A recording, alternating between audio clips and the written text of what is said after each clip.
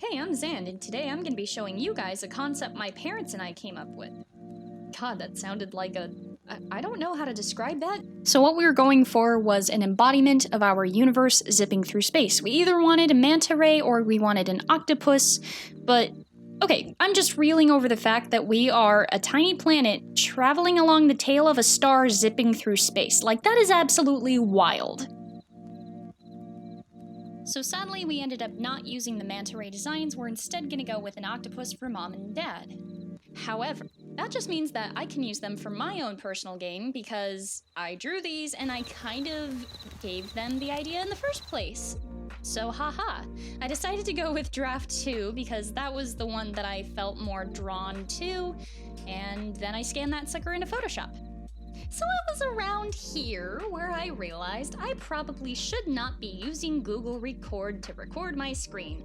Why? Well, a lot of my art process, such as turning my line art into a vector that I could just goof off with and have some clean lines to work with, kept cutting out. I should have realized, but nope, I was stubborn and I kept using Google Record because it's free and it's what I thought would work. Apparently that wasn't the case, and you guys will see that in a few minutes into the video. It's so embarrassing how far into the process that it happens, like it's actually kind of funny. Okay, back to the painting.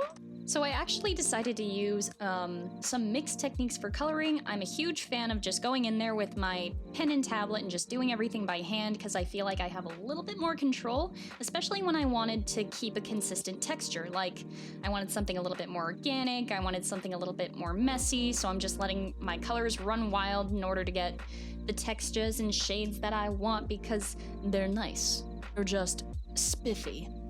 However, that doesn't mean I'm not lazy, quote unquote, and just use the magical wand tool, which we all love and adore because holy crap, that is a giant time saver, am I right? Not only that, but it really helped with figuring out what shade of blue I wanted, and it allowed me to just go in there, mess around a bit, and get satisfied with a color, and just keep that selection because then I didn't have to keep going in there over and over again and going like, oh, I gotta select this again, crap. So it worked out just fine. And you know what? It's a nice shade of blue anyways. It was a nice hack. So I actually don't stay with this color. You're gonna see that at least in a couple of clips. But at the same time, I'm glad that I had this gradient in the first place because it allowed me to practice with my shading a little bit more, and that's something that I found I've struggled with for quite some time as an artist. And I just never had the time to sit there and figure it out. It was like, you better get this art piece ready for an assignment, and then I got a bachelor's degree in English, so art teachers out there, please don't scream at your students if they have questions or if they are just not figuring something out. Please just be like, oh honey, here, you don't understand this. How about I just show you real quick, please? We are sweet beans who do not like to get yelled at. And we are finally on to coloring the planets. And guess who messed up Uranus and Neptune's rings? It was me. I did. Ha, there's the color change. At least I was able to select the layer where my shading was at the earlier pass. And then I decided, oh my gosh, I have a very risky spot in my manta, and he needs some sunshine yellow to cover up that nasty hole. We call it nasty because it's a void of nothingness. Look at that yellow, patching up things so you never see. Looks beautiful. Okay, moving back onto the planets.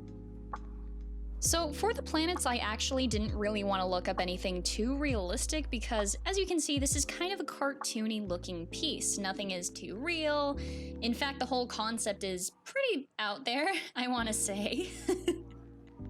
You know, giant manta ray going through space with a flaming star in its belly. God, that is so cool. Would you look at that? I can impress myself with my own really weird ideas. What the hell is in my coffee? So I actually looked up really childish resources for my planets. A lot of them had squiggly lines and designs, and I was like, ooh, those are pretty nice. So as you can see here, I decided to try something kind of similar with one of my planets. Don't ask me which one this is. I can't even tell anymore. It's been so long. Like Earth, Saturn, Mars, eh. I'm surprised I passed my astrology class with 100 during my associate days.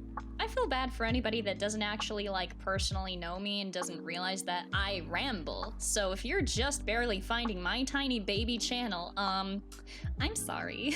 But hey, depending on if I actually decide to get myself some good screen recording software later in the future, which I will, maybe I can go without voiceovers for my art and you can just enjoy the whole crazy process without my crazy tangents. So we'll see.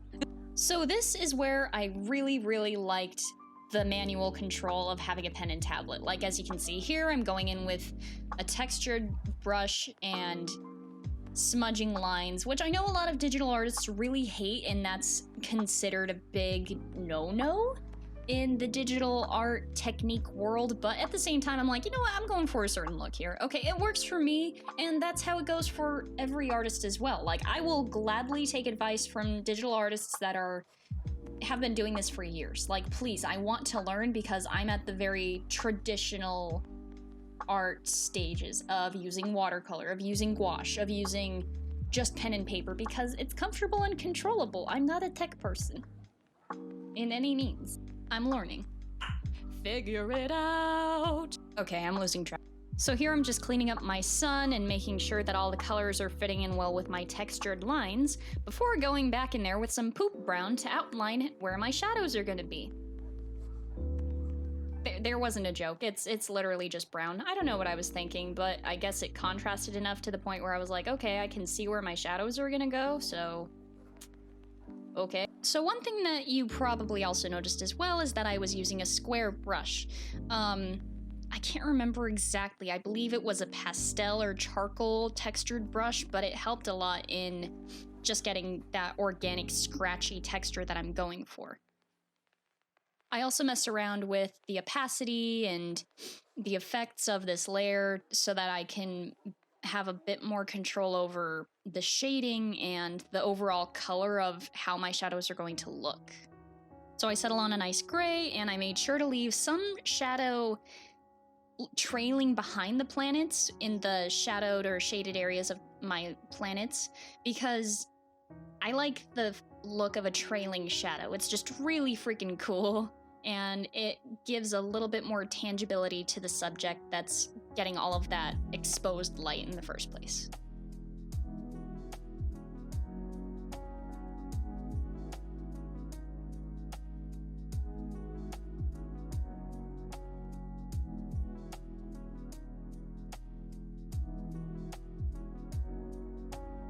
Buckle up, kids. This is where all of the regret and rage and sadness comes in when you don't get yourself a better screen recorder.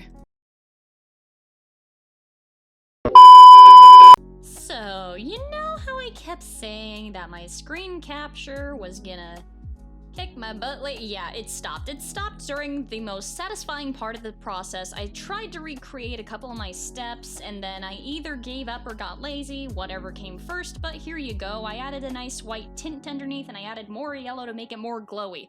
Now you guys gotta see me sign my signature. Yay! That didn't deserve a yay. Just gonna spend the next few seconds resizing and moving this thing around because it's a big deal apparently.